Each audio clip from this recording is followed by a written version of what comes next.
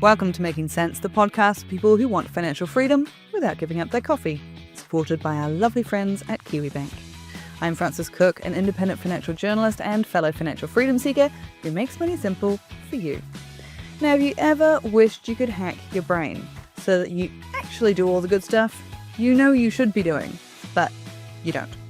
You know, saving for a rainy day, paying off debt, investing. We know we should be doing these things, but we often don't, because frankly, there are other things to do that are way more fun. So, enter the latest tech innovation. They've tapped into the behavioural psychology that's often used to keep us online, or gambling, or doing other naughty things. And they've flipped it to help us do the good stuff instead. So here's how that works. Making Sense is on a mission to make money simple, and I just couldn't do that without the support of Kiwibank. It's really important to me to only work with companies that understand that mission and the difference it makes when you understand the money world. For Kiwibank, their purpose is to help Kiwi and Aotearoa be better off. So bringing you real stories of inspirational and unconventional approaches to finance is one of the ways they're making a real difference to the lives of their customers. This is making Kiwi better off. This is Kiwi. And I'm joined now by Tomas van Ammers, co-founder of Otto. So the idea behind Otto, rewards program for your money, designed to make it more fun to achieve your financial goals, which bold on that front, to be honest. I think a lot of people feel like savings and budgeting chat is a bit like pulling teeth. So when did you first have this idea? What inspired it? The idea started when bonus bonds was first closing down in New Zealand. And bonus bonds, some might remember this, some won't, depends on your age, but it's what's called a prize-linked savings scheme. And the idea is that you buy into the scheme, and instead of earning interest on the amount that you put in, the interest of all of the members is pooled, and then prizes are paid out to a small group of those members. So you won't earn interest, but there's a chance that you might win $10,000. The concept is based on behavioral psychology, where the expectation or the chance of a large win is more appealing than a more guaranteed smaller reward. That really excited myself and my co-founder at the time, because this was during the heat of the meme stock era. People were gambling in the stock market. They were buying stock options, a lot of lotto tickets being purchased. We'll get to that at some point because they still are. And we thought, well, clearly people like a rush and they like the idea of a reward. Maybe there's a way that we can incorporate that aspect into something that actually helps people build better financial habits, like saving, which is traditionally not that exciting, but it can be exciting. And that's what we're trying to do with Otto. That's an interesting idea, right? You're sort of taking the idea and the rush of gambling and trying to apply it in a way that makes us be better with our money rather than, I don't think anyone would call gambling good with our money. So taking these ideas from one of the darker sides of finance and applying it in a good way. So how do you go about doing that? Yeah, so in a way, it is kind of harnessing gambling for good, and it's not the same as gambling, but the mechanisms are the same. With Otto, we look at building the simplest part of the habit of saving. We're not looking at creating complicated spreadsheets and mapping out your finances into the future. That's definitely important, and if that's where you're at, then great, your personal finances are in a good place. But most people are actually not like that, and probably the areas that definitely that you're involved in, and I know I'm involved in, there's more of a background in finance than there actually is in the general population. There are more people who gamble regularly in New Zealand than invest as retail investors. It's about 2.7 million regular gamblers in New Zealand. So clearly, most people actually need a little bit of help building those habits in a way that isn't a spreadsheet. Yeah. And it is funny, isn't it? Because people will go out and gamble on a Friday or Saturday night, and that is fun. You're spending time with your friends, even though you might, depending on how much you gamble, might be losing quite a bit of money. Hopefully all within the budget, but you never know. Meanwhile, I don't know many people who would get together with their friends and even talk about savings or investing on a Friday or Saturday night, much less do that together. There are some people who do investing clubs. Love that for them if they do. Yep, definitely. Certainly not the same sort of impetus for that in the social life. So how do we hack our brains like that to make it more fun? How do we pull those lessons? So, I mean, there's a lot of research behind this. Prize Link Savings has research going back decades, but probably more relevant to Otto is a researcher called BJ Fogg. He's known as a controversial figure in the States, as kind of the person behind the dopamine cycle of a lot of the apps that come out of Silicon Valley, where the reward mechanism of dopamine is used to get people to come back to apps, and often not in a good way. So gambling apps lean heavily on this kind of research. What we've done is use those same pathways, but for good. And in practice, the closest analogy for our first game, which is called Savings Quest, is Duolingo. So when you create a savings quest with Otto, you have a series of checkpoints that reward you with tokens as if you meet your goals before those checkpoints. As you reach more checkpoints, you build a streak, and a streak is incredibly simple, but it's incredibly powerful for getting people to come back. With Duolingo, it's the single most powerful reward mechanism for getting people to come back and complete their 5 minutes a day.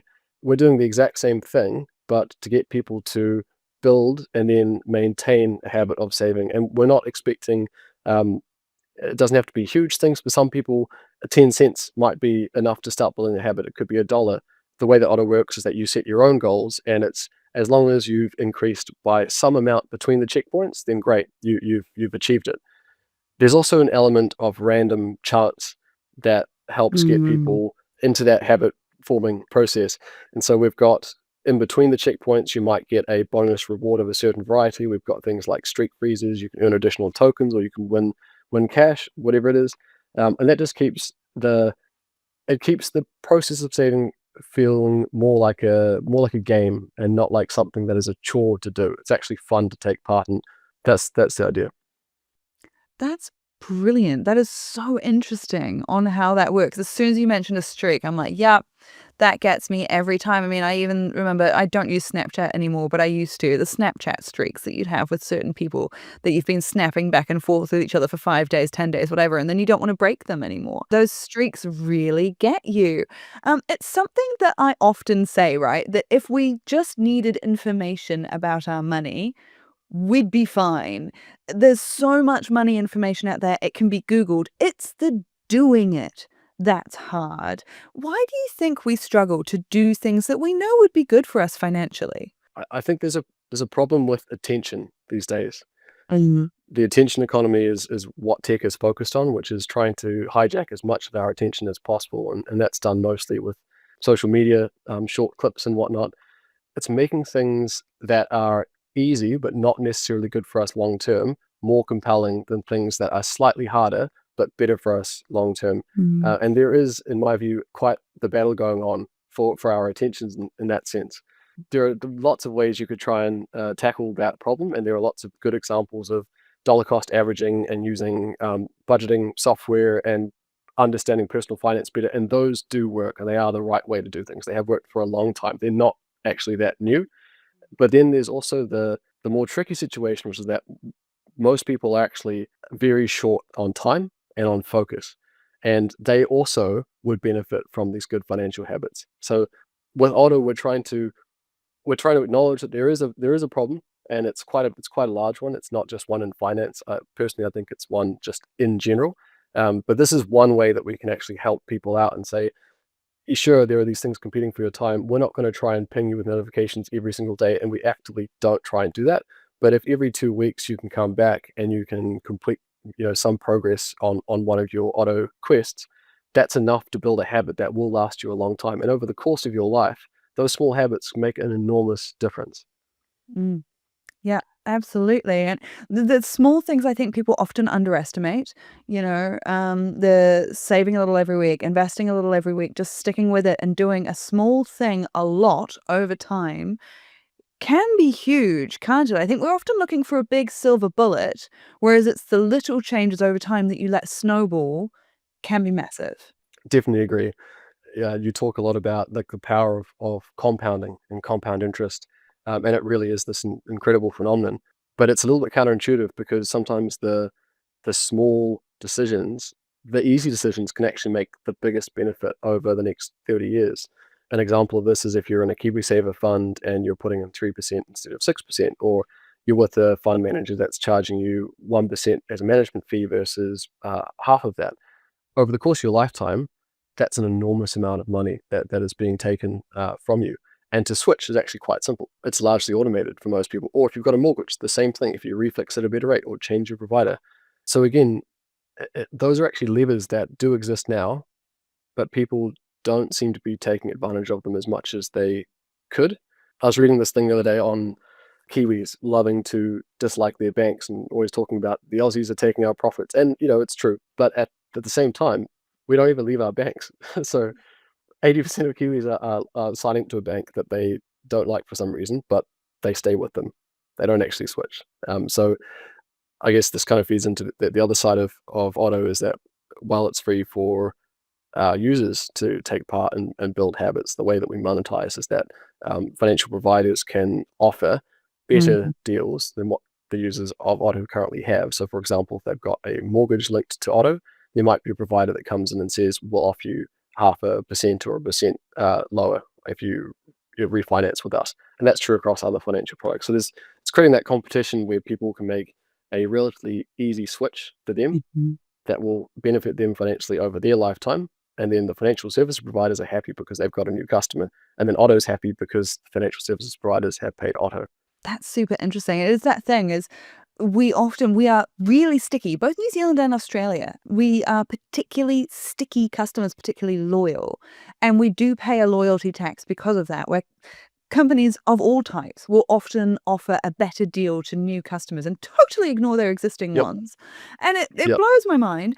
And yet, from a business sense, why wouldn't you? Because the customers aren't pushing you to do that. We don't change very much. We don't often look around, shop around, and get those good deals. So that's interesting that the monetization for you there is making it a bit more proactive and a bit changing the dynamic there on that. I mean, you mentioned the streaks in terms of things that can make it more fun, more interesting, and using a little bit of those gambling wins of the surprise of getting a big windfall on something, which can be fun. Are there any other bits of money psychology that you're looking at that you either are using already or you're thinking about using in the future? Sort of different ways we can trick ourselves, being a bit better with our money. Part of the problem is just awareness of what's actually going on in your account and in your financial life. And it's very easy to be with a bank and check your account every once in a while, but not really see the trends. And just seeing those trends is often enough to trigger a change in action. Or there can be a suggestion to say, we've noticed that these things have happened over time based on your transactions. Have you considered this alternative? An example of this is called Roundup. These are popular in quite a few like FinTech products overseas, where you go to a coffee shop and you pay $4.70, or nowadays probably like $5.50 or something, and you can enable roundups, which will automatically increase that price to $6, with the extra 50 cents going off and being swept into an investment account, for example, or into your KiwiSaver or savings. And they're little hacks that, once they're set up and automated, they really add up over time. It would be very painful if every time you bought a coffee you did that manually, but if you just do it automatically from your app, people just forget that it's even happening. So we're definitely looking at implementing that kind of behavior into Otto's future products. We're trying to focus on the fundamentals first. So savings, getting a savings habit started is important, and then building an emergency fund, which also you talk a lot about, and it's good financial practice to do. And then there's debt. So if you do have debt, don't ignore it. There's good reason to have debt. A lot of people have debt, but managing it is super important, especially if it's at a high interest rate. So building games around that to make it fun and not scary is something that we're very close to launching now. Actually, it's called Debt Reduction Quest, and it involves building a little rocket, and you can build it level by level with this character Otto, who looks like a New Zealand Robin, like your friendly character that will help you pay off your debt. And then we've got investment quests, which are, if you've got your debt under control and you've got your savings emergency account set up, then investment might be an option. You can pick which one you want to start and when, but trying to build up this portfolio of good habits that get you set up. If you can do them continuously, regularly for life, you'll be in a really good place. And a lot of people aren't aware that they can do that. You don't need a huge income to achieve these things. You need consistency. And ideally, if you're young, if you're listening to this and you're 18 or younger, if you start now, you're already going to be massively ahead of most people in their 20s, 30s, 40s. Oh, I know. Sometimes I think back, like I started my first jobs at 14, and I think back and I'm like, man, if I knew then what I know now, I would be so good. However, we all come to it at the time we come to it. I think every single person I know who's got an interest in money, no matter what age they got interested, whether it was in their teens, they wish they'd started when they were younger. If they were in their 20s, they wish they started in their teens. We all wish we came to it earlier because then you learn the power of time. Definitely, yeah. Is there anything you've learned as you've been, there's obviously a lot of behavioral psychology, a lot of financial psychology that's gone into this, which must be fascinating. It's one of my favorite areas. Is there anything that you've learned that, I mean, it may or may not have been put into the games, into the app, but that's changed your approach to your money and what you do? Well, I guess in part, Otto is a response to the type of behavior that myself and my co-founder had at the time that we first started talking about this. To be clear, we've been interested in finance for a long time. My background is in finance. It's what I studied before moving into tech. But I still really found it fascinating, the outsized rewards of things like penny stocks. I've traded stock options on mining companies and whatnot. Like a small amount, not the main approach to my investing. But I saw that there was something in me that liked this outsized reward approach. And the same was true of Evan. We wanted to build something that we would use, and we do use it. And an example of this is Savings Quest. When I was just first testing it, and Evan was testing it, we created our own accounts to see how the checkpoint and streak functionality and the rewards, the freezes and whatnot would work. And that was months ago now, and I still consistently put money into the account, even though it wasn't even a savings account that I was using. It was a test account. I still don't want that streak to be finished. So I've hijacked my own brain. You tricked yourself. Yeah. So like now I get the emails like 3 days before, put some more money in there. So good. It is funny, isn't it? There's all of these parts of money, and I often talk about it in terms of when people are asking me like, oh, I did this and I feel really bad. And I'm sort of like, well, don't, because that is such natural human psychology. Like people will send me these big money mistakes they've made, and I'm like, I know exactly what's happened there, and that is just basic human wiring. And so we often talk about it in quite a negative way, but there's also basic human wiring that all of us have.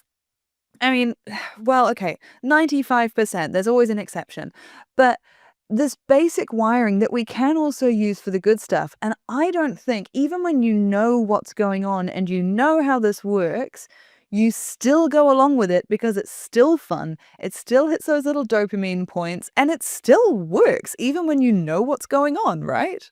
Definitely. I mean, you can know what the difficulty is. You can rationally understand why you should or shouldn't do something. You could document it, but you might still do the exact opposite.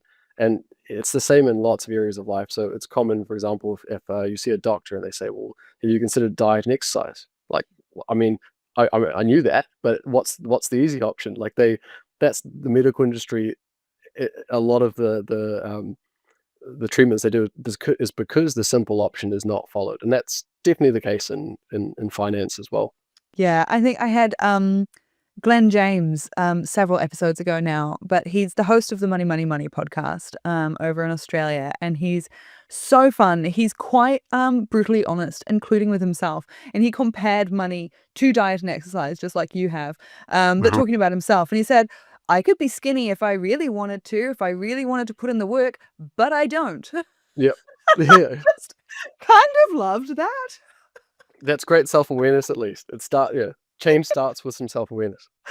Yeah. So first step with money. Do you actually want to hit these goals? And I think that's the big thing, right? You do need some goals that you actually want to hit. And then it makes a lot of this easier. But we still need these little things, these little boosters to help us stick with it, to go along with it, which I think is really It's fascinating what you're doing here to try and make it a bit more fun. What is a goal that you've had with money, and have you hit it or you didn't hit it? Let me know. How would these techniques have helped you with that sort of goal for yourself? I mean, this isn't going to be very exciting. It's pretty boring example. I mean, savings goals for holidays, But holidays are exciting when you're on them.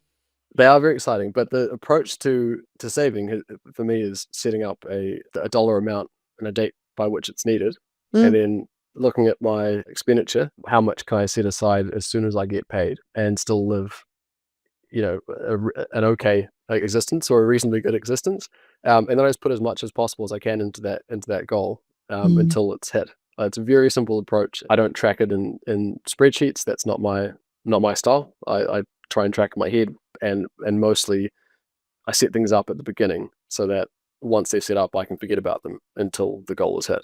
And I only notice if I'm veering off that if the deposits aren't made into the goal accounts, then I can look at it and say, well, what happened these last 2 weeks or whatever it was. So I know that's not a very exciting story, but it's worked for me. I think so much of this stuff, and so much of like good management of our lives in general, comes down to being ready to just do what needs to be done and doing it regularly. That is an unfortunate truth of life. But this is exactly why you're building the app, right? To make it more exciting.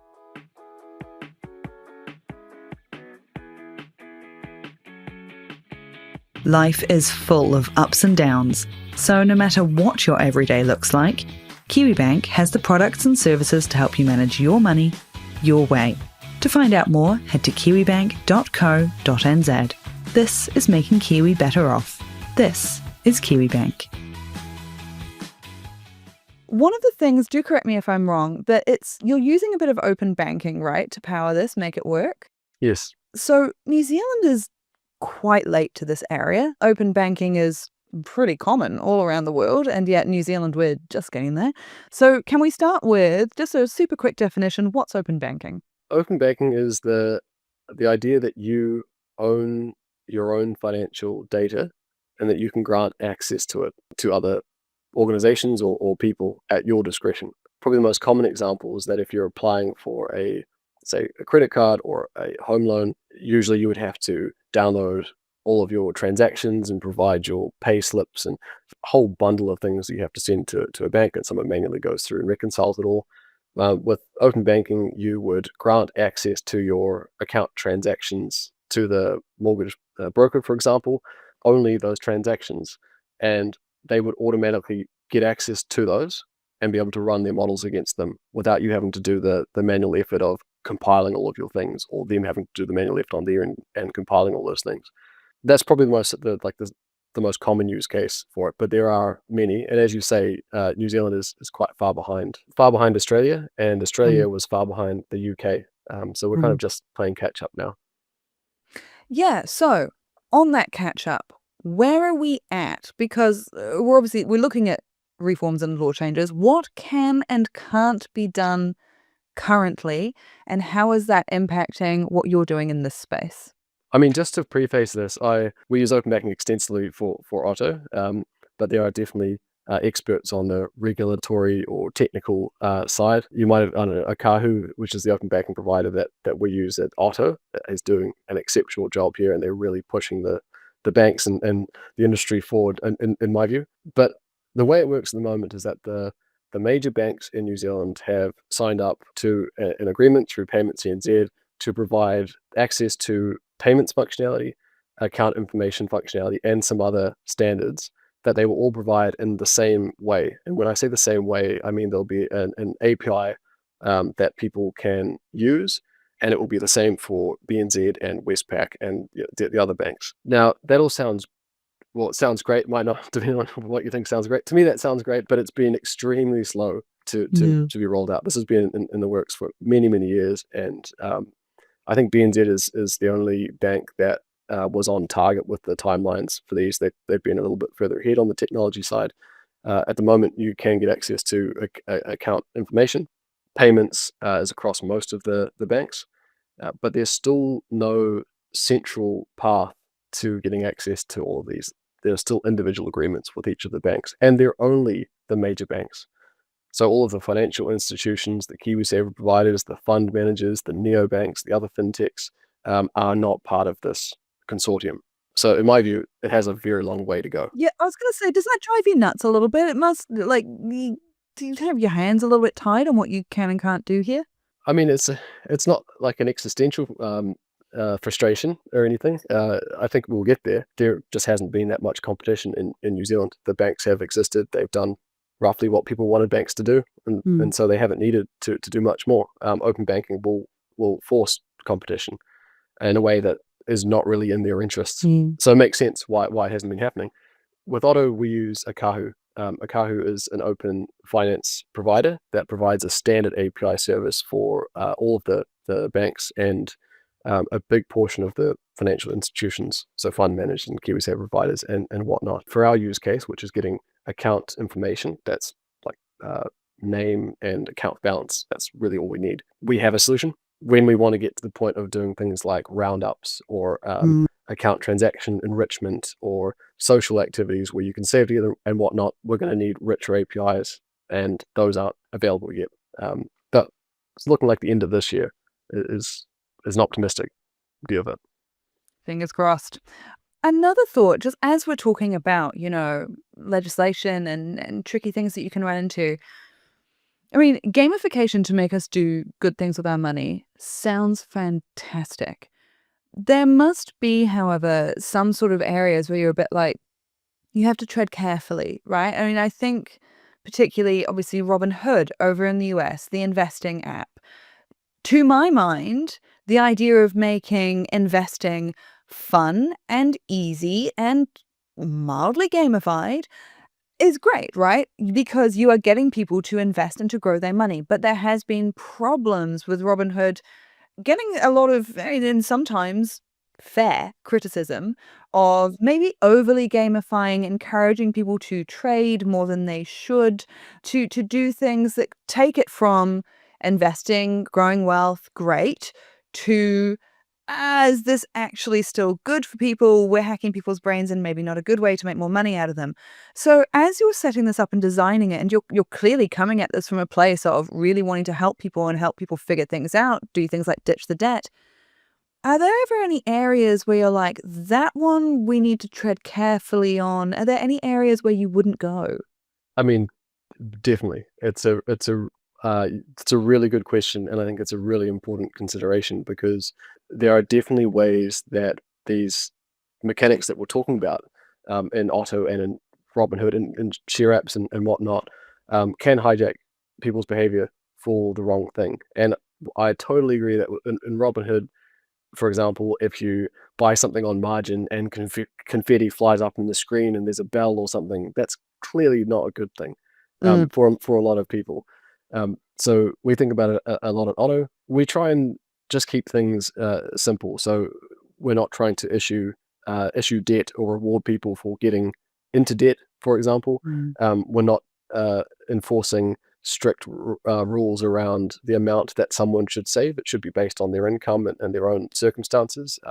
And the reason behind that is if you set a high savings goal, it is possible that someone who has a proclivity towards a certain type of gambling might transfer money from a debt account as a cash advance into a savings account to reach the checkpoint, and we didn't want that to be the case. And so we're really focused on the habits and not the actual absolute value of the saving or the paying off of debt or the investment. But you're right; it's something to be quite careful about. It's hard, isn't it? When you're getting into an area where there's so much room to help people, and helping people with their money is so important, and using behavioral psychology to do that, brilliant.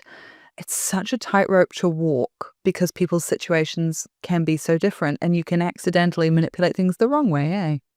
Yes, money's an important thing. It's quite a personal thing too, so you do have to be careful. 100%. One of the ways I came across you was you're part of FinTech Lab 2025, which is such an interesting way of bringing together these companies, these ideas, people who are really in these stages of creating new and interesting things. I think this year has been a really interesting crew of people. I mean, wish I could interview you all. That would probably take me all year, and that would be all the podcast was. Yeah, there's some good folks in there for sure. Yeah, some great people in there, some fascinating ideas. How has being part of that process refined your idea, bouncing off other people? Have you honed in on any areas and maybe got rid of others? You might be able to speak about this too, given that you've gone off on your own and you've got your own business, and there are ups and downs with that, and there are certainly challenges. It is easier doing these things when you have a community Yeah. as part of that. And with for Otto is myself, my co-founder, and three other teammates, and we're very, very close. But it's nice to be part of a wider fintech community to see what they're going through, how they're approaching problems. That's been probably the biggest benefit to us. In terms of actual changes to how we're building Otto, they've got this facility as part of the accelerator. They have coaches that come on board, and it's just been relentless removing of options that we can't do fast enough or shouldn't do or don't know enough about. And so we came through with this enormous backlog of things that we were keen to do, and we've just whittled it down to just the core couple of ideas that we can focus on. Yeah. What's that old thing about 20% of what you do will make you 80% of the money? And that's often the case. Is I struggle with this too. There's so many things I want to do, and people send me messages of, could you do this? Could you do that? And I'm like, ooh, great idea. Would love to. And you have to actually be quite brutal with yourself sometimes, especially at the beginning, right? To be like, no, this is the most important right now. And maybe all of that stuff comes later. But right now, this and this one thing, well, rather than these hmm 10 things quite badly. Exactly. Yes, yeah, I thought you nailed it. Like the Pareto principle, Mm. and it applies to so many things. Just like the 20% is going to cover most of those of the outcomes that you're after, and the accelerator has certainly helped us take action on that principle more than we probably were before. Yeah. And it's interesting as well that you mentioned the community side of things. Whether or not people actually help you, I think just having people who are in the same boat, often dealing with the same frustrations, and can validate you to a point where you're like, oh, I'm not crazy. That is really hard. So I can be a bit nicer to myself. That is actually so helpful and so needed, right? I think sometimes people expect the business world to be, I mean, it is competitive, and there are sometimes you'll run across people where you're like, oh, I might not tell them sensitive information, but it's actually more rare than people expect. I actually think a lot of the business world is really supportive and helpful. Is that your experience? 100%. Everyone has been really helpful in the accelerator program. Peers, similar age, older, younger, all helpful. What I've noticed in New Zealand, and particularly in the finance industry, is that actually some of the most helpful people are in their kind of last decade or two of working. Ah, yes. 55 plus, they've seen a lot, and they're super helpful, super generous with their time. I don't know. Yeah, I mean, I can't speak for other industries, but there's just something about the finance industry where they are willing to share and willing to help out where they can. So that's also been massively appreciated. Because what about for you, Francis? Who are your peers or your community within like the sphere that you operate? Yeah, other podcasters for the most part. Some people who are in the financial education space as well. It's kind of a bit of a blend. But yeah, other podcasters, other financial educators, they are spread around a bit, some in New Zealand, some in Australia. But I I think a lot of people, particularly when it comes to the social media world, because I obviously do a lot on socials, people expect it to be so cutthroat. And you do get some like that. Like, I don't want to be naive about it. There are some people who I've hung out with and I'm like, oh, I might not tell you things, maybe. But it is genuinely, I would say 90% of people are just interested in sharing ideas, sharing tips and tricks. Sometimes they will offer up what could be considered very sensitive information, like other podcasters who tell me how much they charge their sponsors. You know, that could be considered really sensitive information, and yet people share it. And I just am always blown away by how generous people are, often for no reason other than they just want to help out. It's very affirming. Yeah, I think that's right. And sometimes I have people working in a particular niche, like let's say in your niche, maybe they've never been asked the question that you're asking them, and Yeah. actually they've wanted to tell someone for as long as they can remember. It's maybe not that extreme, but they're just they're actually invite that kind of connection. Yeah, 100%. And it's amazing how, I mean, if you're asking for sensitive information, I think always be careful about it because people can get offended. But it's amazing how often you just ask her, oh, hey, do you mind me asking? So many times people just say, oh, that's totally fine. Yeah, here's how I handled that. And do you need any more info? And I can send you an email with this document that I used. And like, Mhm. it's kind of amazing, right? Yeah, like potentially confidential, Yeah. commercially sensitive information. You're like, okay, that's really helpful. Thank you. Yeah, and I think particularly in my world, the independent media world, right? We feel like we're all battlers and trying to do our best. I imagine there's a similar sort of mentality in the startup scene of sticking together. Is there a little bit of that? There's a level of enjoying the Mm. suffering, and I don't mean that going down your own path is not that easy, but it's something that if you do it, you kind of have to do it. You're driven to do it. And everyone within the cohort through Creative HQ, they're all quite similar characters in that sense. So you can all be honest with each other. You all know that you're a little bit crazy, but in some good ways and some bad ways. It's definitely comforting in that sense. Yes, find your people, stick together. If there was one thing you wanted people to take from this conversation, we've covered so much ground, but I'm thinking people who they have goals for their life. They want to use money to get them there, and they really want to take control of their money mindset. So if Mhm. people took one thing from this conversation and they're thinking, I can do better, I can control my money mindset a bit more and use that to get myself to the next level, what do you hope that one thing they'd take from this conversation would be? Yeah, so money mindset, it is really a mindset, and it's a mindset that you think it's more complicated than it actually is. And all of the tools that you need are available. Most of them are free, and I think there's a fear that it's difficult to learn, and it's actually not. Anyone listening to this is more than capable of learning the tools that they need to increase their financial quality of life. I would just say try and take some action. If you're even thinking about doing something, you thought, oh, maybe I should set up an automatic payment. Just go do it. Don't think Mm. about it. Don't open Instagram or whatever. First thing you do, open your banking app. Set it up for $1 if you have to. Doesn't matter the amount. And just let it compound over time and just get more confident at making those small but compounding changes to your life. And also go and check out getotto.nz and sign up to Otto. Yes, exactly. Speaking of, I mean, I'm sure. Have you launched yet? Are you launching soon? What's the timeline on that? If people want to use Otto, tell us about where they can find it and when. Yes, thank you. So we launched to a small group of people in July last year. We've now opened it up, so we've grown our numbers quite a lot since then. You can sign up for free, getauto.nz.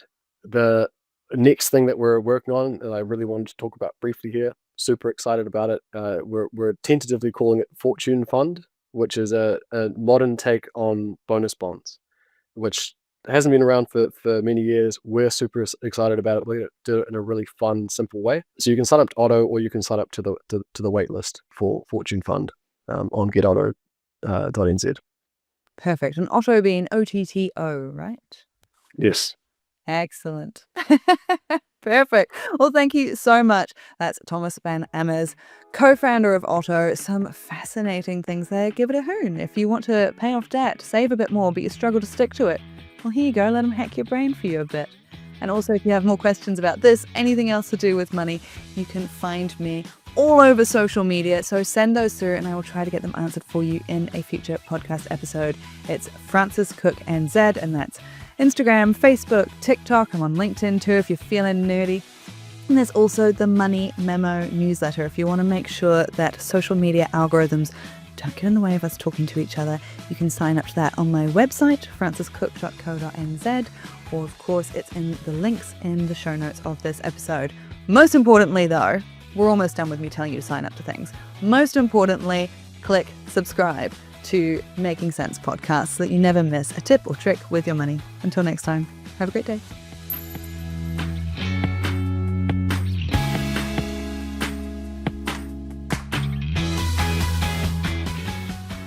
Just a note before you go. This podcast can only give you general information about how things work in most cases. It's not individual financial advice. We're all different, so some of this might not apply to your specific situation. Take what works for you, ignore the rest. If you're after individual financial advice, a financial advisor is always the best bet.